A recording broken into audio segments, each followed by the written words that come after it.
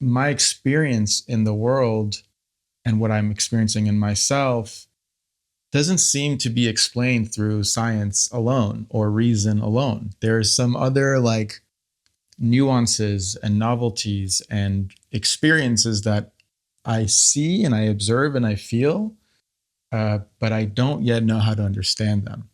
And so when I came across complexity theory, I was like, okay, this starts to actually like put language to some of these experiences and the things that I see in the world.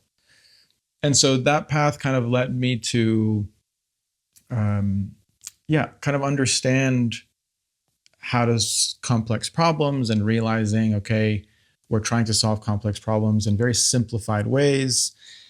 But the reality is complexity is something that's, I think this is important to note. I've actually now changed the word complexity in my mind to infinity. Oh, wow. And so when I made that switch, something kind of woke up in me and it was like, okay, we're dealing in, how do you deal with infinity? How do you embrace the infinite? You can't as a single individual human, even as a humanity. And so I realized that that's also like a core issue at the individual level, at the personal development level. It's you exist in this universe in this world with of infinity. You know, how do you navigate? What are the tools and mechanisms that you use to navigate within it, and to make sense of it? You know, you can't really make sense of all of the options and all of the choices. So how do you do good choice making? You know. And so I think eventually I started to be exposed to, spirituality then showed up for me as one of these tools or several tools and kind of an ecology of practices to say, okay, you're this little boy, little human being in this complex world, and you come into this world and evolve in this world with a lot of programming, conditioning, and fears and stories and insecurities and vulnerabilities and da da da da.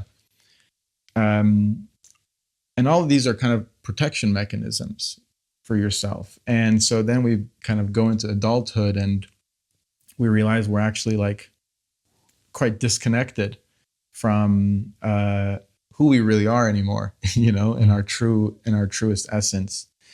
And so I've recently also come to understand that, I mean, I don't want to go too much on a tangent, so I'll just bring us back quickly of tying this back to the idea of how do you navigate the complexity of the world? What are the tools and mechanisms? And we unfortunately live in a world where we also can't outsource the sense making of the world to institutions or parents or schools, because there isn't somebody that does it well, so you really have to rely on yourself to do good sense making. In other words, to make sense of the world and choose how to operate in it, because school is telling you one thing, your parents are telling you one thing, your fears are telling you one thing, modern society is pulling you in this direction, that direction. And so I feel that people often get lost in this, or are pulled in directions that maybe they didn't consciously choose to go. And so over time, unless you really address it, and I think it shows up in tension in your body as disease, as anxiety, as depression, something, but it's your inner higher mind, soul, whatever you want to call it, kind of calling for you and saying, hey, we're disconnected. Come back to me, Yeah. And I'm your guidance. So we actually all have this unique inherent mechanism to guide us. You can call it whatever, your highest self, your true self, your soul, your God. And so I've really come to realize that mechanism is the thing that I personally really want to build more intimacy with. Everything around me has been a distraction in many ways, and I was always going outside of myself to seek. But I'm starting to realize and experience, oh, there is this internal guidance. And it has little nuanced ways of showing itself. You know? It can be a voice in your head. It can be a gut feeling, a sense, synchronicities. Yeah. Someone saying a certain thing that resonates in a different way than anything else that's being said or shared, or many different ways. Yeah. So you're saying that the way to navigate this complexity of the world, this infinity, is not to look outside, but to look inside. Or is it more complex than this?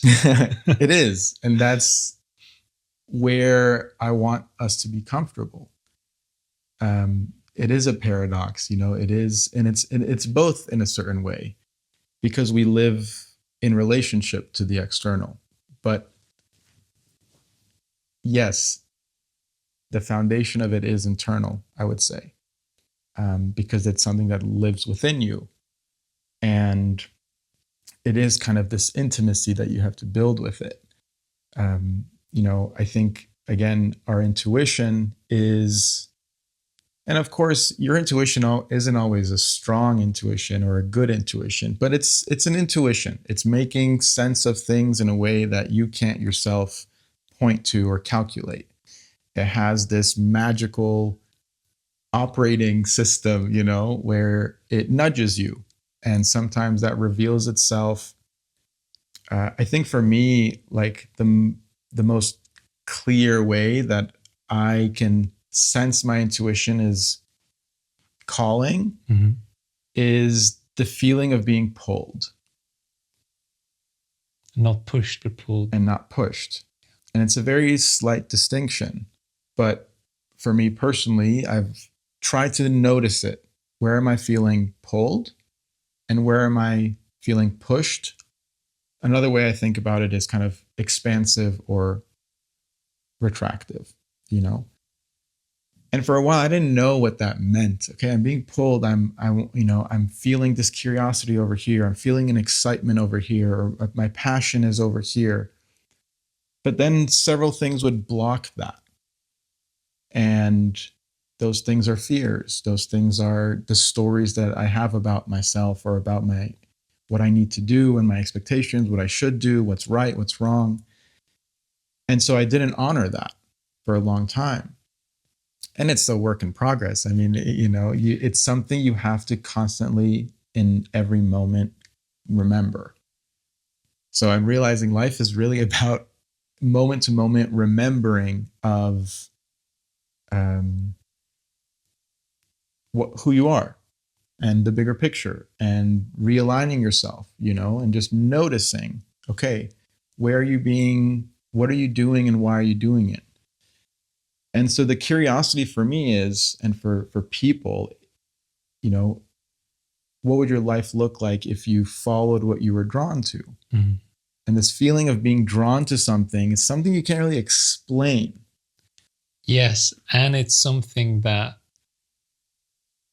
can feel very, very scary, because then the head comes in like 2 milliseconds later and tells us all kinds of reasons why that's not the right direction. Why it's better to go somewhere else because it's safer, or it's comfortable, or we have control there and not here. We don't know what's going to happen here. Exactly. But yeah, I've been practicing more and more with this over the last years, and I've really felt like there's a lot of times where you cannot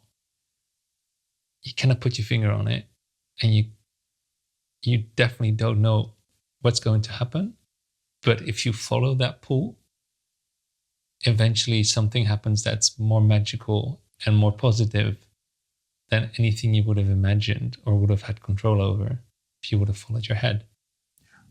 I think one important thing to make clear is